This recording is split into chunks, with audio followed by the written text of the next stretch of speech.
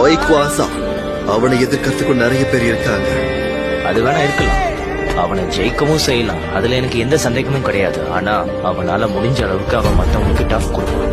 அந்த டஃப்ப சமாளிக்கிறதே பாதி பேருக்கு கஷ்டம், அதுலயும் உன்ன மாதிரி சின்ன பசங்களுக்கு. ஏகப்பட்ட விஷயம் சொல்றீங்க, எல்லாத்தையும் கேட்கும் போது எனக்கு அவர் கூட விளையாடணும் போல இருக்கு. என்ன ஆச்சு இவனுக்கு? ஏன் இவ்வளவு பண்பா பேசுறான்? ஒருவேளை அவங்க கூட போய் சேர போறானோ? ஆனா அவங்களுக்குலாம் அவன் நேரம் ஒதுக்க மாட்டான்.